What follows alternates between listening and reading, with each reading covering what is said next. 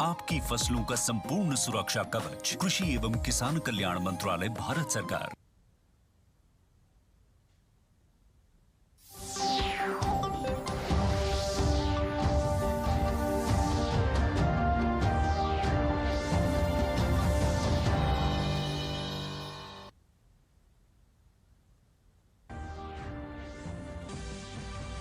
उत्तर प्रदेश में भाजपा की जन विश्वास यात्रा में शामिल हुए केंद्रीय गृह मंत्री। मुरादाबाद, अलीगढ़, उन्नाव में जनसभा को किया संबोधित। कहा, योगी सरकार ने उत्तर प्रदेश को बनाया दंगा मुक्त प्रदेश।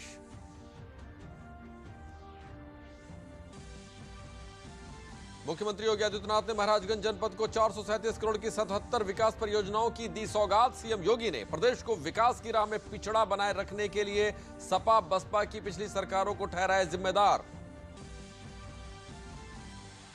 भाजपा संगठन की बैठक में शामिल होने के लिए लखनऊ पहुंचे सूचना एवं प्रसारण मंत्री अनुराग सिंह ठाकुर। कहा, भाजपा की जन विश्वास यात्रा को मिल रहा है जनता का समर्थन। बड़े बहुमत से प्रदेश में फिर से होगी जीत दर्ज।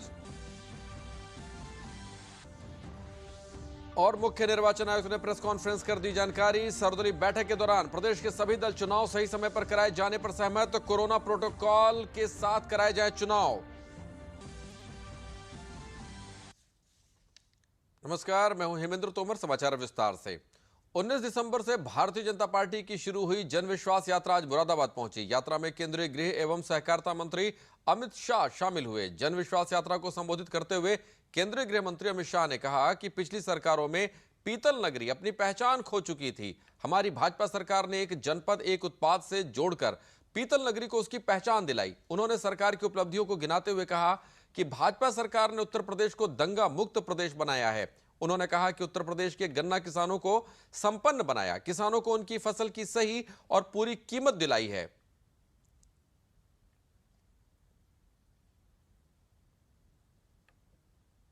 ये हाथी और साइकिल वालों ने भ्रष्टाचार की नोटों से बोरे भरने के अलावा कोई काम नहीं किया। विकास का काम भारतीय जनता पार्टी ने किया। मैं अखिलेश जी को पूछना चाहता हूं, अखिलेश बाबू, उत्तर प्रदेश की जनता आपको हिसाब मांगती है। आप बताइए, आपके शासन में कितने दंगे हुए थे? जवाब नहीं देते। मैं दे देता हूं। अखिलेश बाबू के शासन में 700 दंगे हुए थे। ये मेरा पश्चिमी उत्तर प्रदेश, चौधरी चरण सिंह का प्रदेश पूरा लहूलुहान कर रख दिया था। और आज योगी जी की सरकार बनी है। दंगा करने वालों की हिम्मत नहीं है।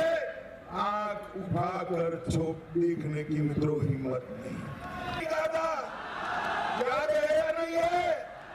माताओं की सुरक्षा, बहनों का सम्मान भारतीय जनता पार्टी का वचन है। उत्तर प्रदेश की जनता को किसी की भी हिम्मत नहीं है ये पश्चिमी उत्तर प्रदेश में माताओं बहनों की छेड़खानी कर पाए। किसी की हिम्मत नहीं है मित्रों। और मैं आज कहकर जाता हूं, फिर से भाजपा सरकार बनने वाली है और किसी की भी हिम्मत नहीं है कि यहाँ पर फिर से कोई मां बहनों की छेड़खानी कर पाए। जब आप थे तब गन्ना किसानों को भुगतान नहीं होता था। भारतीय जनता पार्टी की योगी आदित्यनाथ की सरकार ने 90% गन्ना किसानों का भुगतान किया। 1,48,000 करोड़ रुपया बकाया चुकाने का काम हमने किया। मुख्यमंत्री योगी आदित्यनाथ ने आज महाराजगंज के फरिंदा में आयोजित कार्यक्रम में जनपद को 437 करोड़ की 77 विकास परियोजनाओं की सौगात दी। केंद्रीय वित्त राज्य मंत्री पंकज चौधरी और प्रदेश के उप मुख्यमंत्री दिनेश शर्मा के नेतृत्व में प्रदेश के विभिन्न जिलों से गुजरती हुई महाराजगंज पहुंची जन विश्वास यात्रा को संबोधित करते हुए मुख्यमंत्री ने केंद्र और प्रदेश सरकार की उपलब्धियों को गिनाया। मुख्यमंत्री ने कहा कि 2014 के बाद प्रधानमंत्री नरेंद्र मोदी के नेतृत्व में भाजपा की सरकार बनने के बाद देश के लोगों के मन में एक विश्वास पैदा हुआ है। वैश्विक मंच पर भारत की प्रतिष्ठा बढ़ी और आमजन को शासन की कल्याणकारी योजनाओं का लाभ मिलना शुरू हुआ।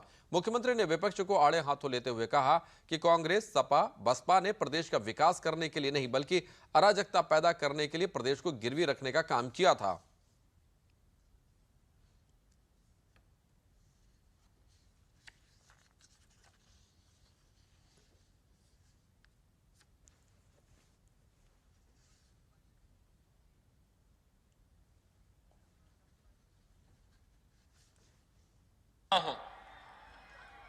भाइयों बहनों, आज फर्क साफ है।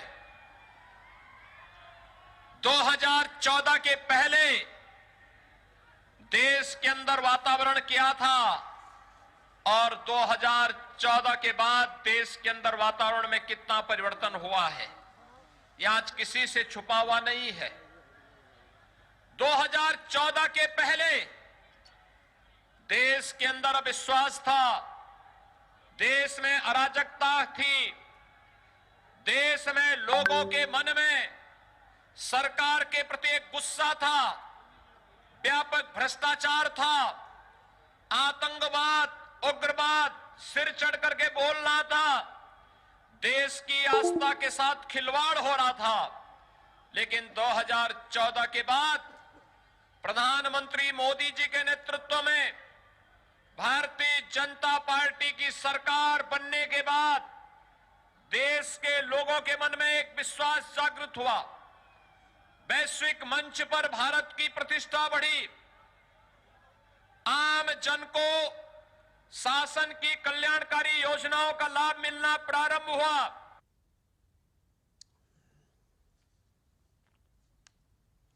भाजपा संगठन की बैठक में लखनऊ पहुंचे प्रदेश के चुनाव सह प्रभारी और केंद्रीय सूचना एवं प्रसारण मंत्री अनुराग सिंह ठाकुर ने कहा कि प्रदेश में भाजपा की जनविश्वास यात्रा को बड़ा समर्थन मिल रहा है। इस यात्रा में आने वाली भीड़ बताती है कि भाजपा बड़े बहुमत से फिर से जीत दर्ज करेगी। उन्होंने कहा कि प्रधानमंत्री मोदी और मुख्यमंत्री योगी के नेतृत्व में बड़े विकास कार्य हुए हैं, जिन्हें जनता ने सराहा है।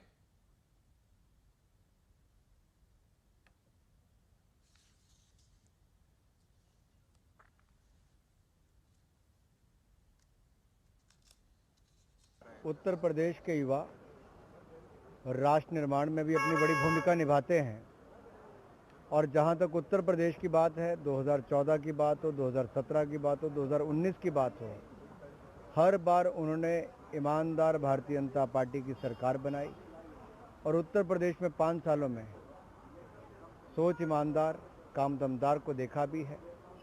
माफिया राज, भ्रष्टाचार के खिलाफ जो कड़ी मुहिम चलाई योगी जी ने, उसको भी लोगों ने प्रशंसा की है।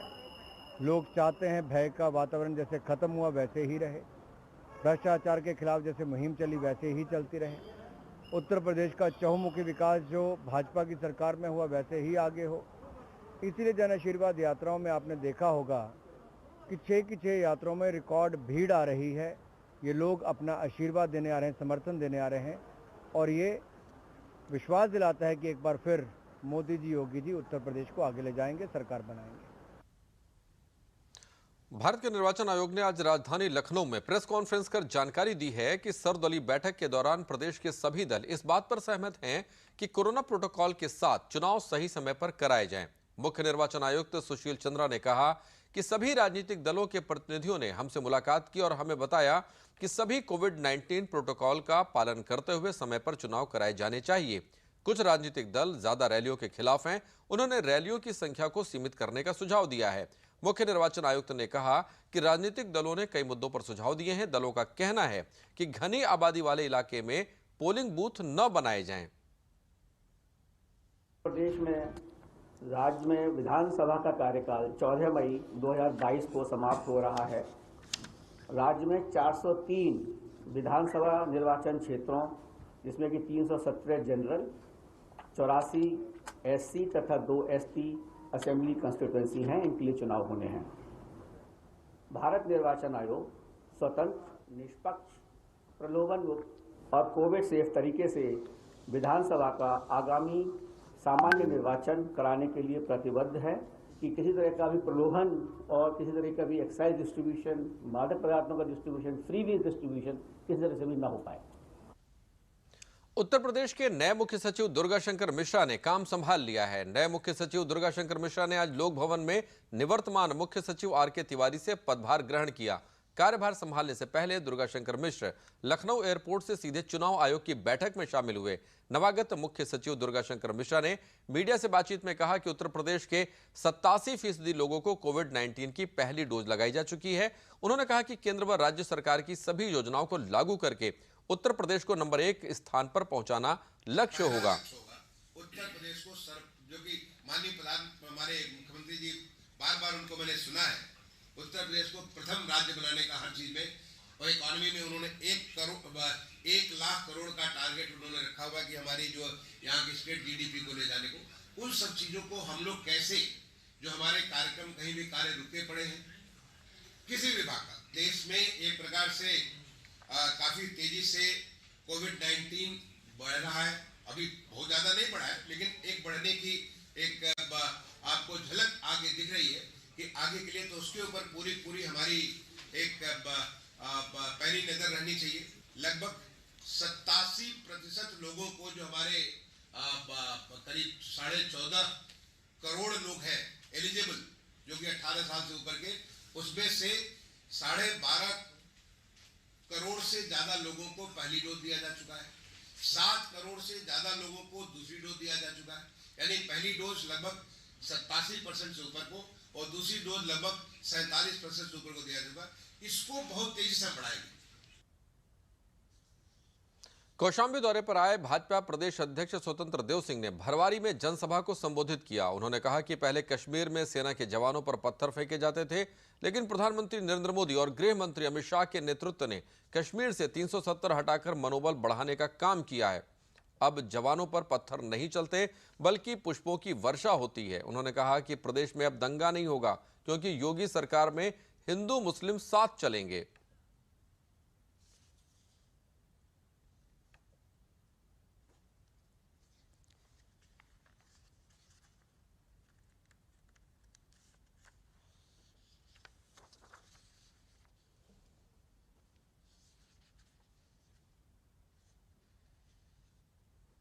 मुख्यमंत्री योगी आदित्यनाथ जी, हमारे सभी विधायकों ने बहुत विकास किया जिसकी हम कल्पना नहीं कर सकते हैं। सड़कों, बाजार, गांव में अन्य चीज बहुत विकास किया है। मित्रों, मैं आपके बीच में आया हूं और मैं आपसे निवेदन करने आया हूं, ये चुनाव बहुत महत्वपूर्ण है और ये 2022 का चुनाव जातिवाद का नहीं है, क्षेत्रवाद का नहीं है, व्यक्तिवाद का नहीं है, परिवारवाद का नहीं है, वंशवाद का नहीं है। ये चुनाव मित्रों केवल राष्ट्रवाद का चुनाव है और राष्ट्र को मजबूती करने का चुनाव है। मित्रों, समाचार अभी और भी हैं, लेकिन पहले लेते हैं एक विराम। अपने अकाउंट से संबंधित लेन देन के बारे में तुरंत अलर्ट पाने के लिए अपने बैंक के पास अपना मोबाइल नंबर और ईमेल रजिस्टर कर दीजिए। अगर आपको किसी ऐसे लेन देन के बारे में अलर्ट मिलता है जिसे आपने नहीं किया है या फिर अधिकृत नहीं है, तो तुरंत अपने बैंक को आप सूचित करें। आरबीआई कहता है, जानकार बनिए, सतर्क रहिए। ये विशाल है ना, इसका सब प्रॉपर चलता है। कल उसके बैंक अकाउंट में 15,000 रुपए का फ्रॉड हुआ है, पता है? इसको तो कोई टेंशन ही नहीं होती है, देखना। टेंशन क्यों? मेरी कोई गलती नहीं थी। फिर भी फ्रॉड होने पर मैंने तुरंत बैंक को इन्फॉर्म कर दिया। आरबीआई कहता है, अगर आपके अकाउंट से किसी ने धोखे से पैसे निकाले हैं तो बैंक को जल्द से जल्द इन्फॉर्म कीजिए। 3 दिन के अंदर इन्फॉर्म किया तो कोई नुकसान नहीं होगा। जितना लेट करोगे उतना ज्यादा नुकसान। और सुन, सब चलता नहीं है, प्रॉपर चलाना पड़ता है। आरबीआई कहता है, जानकार बनिए, सतर्क रहिए।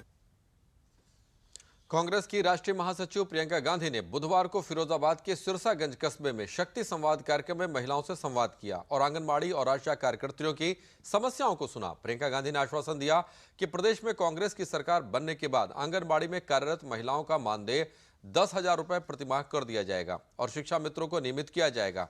महिला किसानों का ऋण माफ होगा।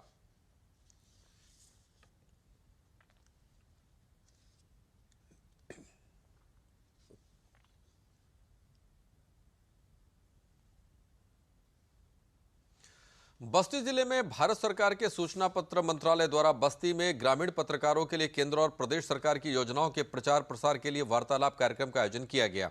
कार्यक्रम में पत्रकारों द्वारा विभिन्न सरकार की योजनाओं पर चर्चा भी की गई।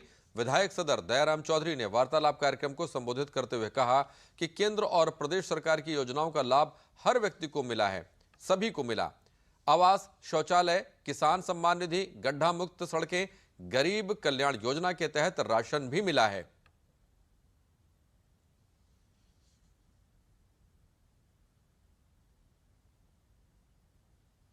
मुख्य विकास अधिकारी राजेश प्रजापति ने कहा कि केंद्र और प्रदेश सरकार के द्वारा विभिन्न योजनाओं का लाभ आम जन तक पहुंच रहा है। जिले में 4.5 वर्ष में 1247 करोड़ रुपए से 500 किलोमीटर से अधिक सड़कों का निर्माण और 30 सड़कों का चौड़ीकरण किया गया है।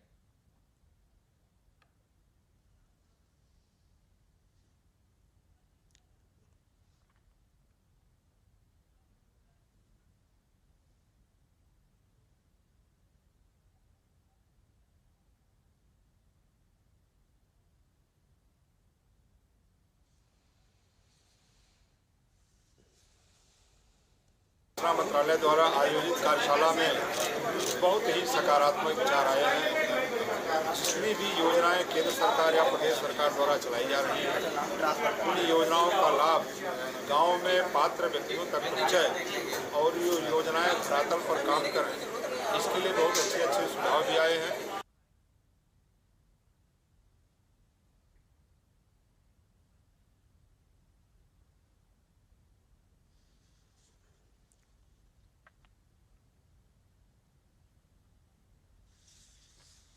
तहसील स्तर पर और ब्लॉक स्तर पर कम से कम रोज नहीं तो 15 दिन पर 1 महीने में एक इस तरह से प्रेस मीट आयोजित करके ग्रामीण क्षेत्र के पत्रकारों से सरकार के जो प्रतिनिधि हैं, अधिकारी हैं, वो बातचीत करके ग्रामीण पत्रकारों को सरकार की योजनाओं के बारे में सही और सटीक जानकारी समय पे उपलब्ध कराएं, जिससे हमारे ग्रामीण पत्रकार अपने अखबार और चैनल के माध्यम से सरकार की जो छवि है, सरकार की जो योजनाएं हैं, सही तरीके से जनता और आम नागरिकों के समक्ष परोस सकें।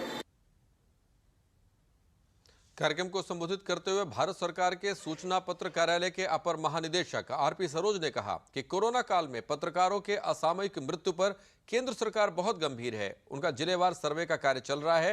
उनके आश्रितों को आर्थिक सहायता देने का कार्य किया जा रहा है और उसका फीडबैक किस तरीके से उनका और संबंधित यहाँ पे बहुत ही उत्साहजनक जो हमको देखने को मिला है कि यहाँ के लोग बहुत ही एनर्जेटिक हैं। यहाँ के पत्रकार बंधु इतना मौसम खराब होने के बाद भी आज सुबह से ही यहाँ पर और हम ऐसी कार्यशाला का हर जिले में लगभग करने का प्रयास करेंगे। केंद्रीय वस्तु एवं सेवा कर विभाग द्वारा आज से देश भर में जीएसटी सेवा केंद्र का शुभारंभ किया गया। लखनऊ स्थित जीएसटी क्षेत्रीय कार्यालय पर जीएसटी सेवा केंद्र का शुभारंभ चीफ कमिश्नर अजय दीक्षित ने किया। इस मौके पर श्री दीक्षित ने बताया कि इस केंद्र पर जीएसटी से संबंधित सभी प्रकार की जानकारियां और उनसे संबंधित दिक्कतों का निवारण किया जा सकेगा। किसी भी व्यापारी को रजिस्ट्रेशन, रिफंड या इससे संबंधित कोई अन्य दिक्कत हो तो इस सेवा केंद्र पर आकर अपनी दिक्कतों का निवारण कर सकता है। उन्होंने बताया कि रिफंड से संबंधित निराकरण कम समय में विभाग द्वारा किया जा रहा है।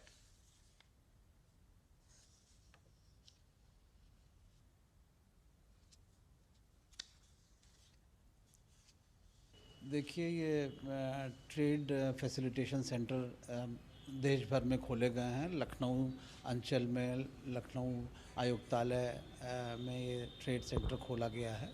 इसमें बेसिकली सभी तरह की क्वेरीज़ का और समाधान किया जाएगा और विशेषकर उसमें रजिस्ट्रेशन से सबसे ज़्यादा प्रॉब्लम होती है, उसके ऊपर क्वेरीज़ हैं। नंबर दूसरा, रिफ़ंड जो सरकार देती है, ये विभाग देता है, उनकी प्रॉब्लम्स को और डिलेज़ को यहाँ से सॉल्व किया जा सकता है। और तीसरा, रिटर्न जो फाइल होते हैं हर महीने, उनके ऊपर भी यहाँ पे सुविधा प्राप्त है, जिससे जितने भी करदाता हैं उनको उसका समाधान मिलेगा। इस जीएसटी सेवा केंद्र के शुरू हो जाने से व्यापारियों को बड़ी सुविधा हुई है। लखनऊ के ही दवा व्यवसायी अमीश त्रिपाठी ने बताया कि इस सेवा केंद्र की हम लोगों को बहुत ज्यादा जरूरत थी, जिससे हमें सही जानकारी और हमारी समस्या के निराकरण अब आसानी से हो रहे हैं। विभाग की यह पहल सराहनीय है। जी जी, बहुत ही यूज़फुल है, क्योंकि जैसे कि आप एंट्री करेंगे तो आपको कहीं अंदर जाके इधर ढूंढना नहीं पड़ेगा किससे मिलना है किससे नहीं मिलना। आप डायरेक्ट यहाँ पे आके अपनी प्रॉब्लम बताएंगे तो यहीं पे सॉल्व हो जाएगी। इसी के साथ समाचार समाप्त हुए। नमस्कार।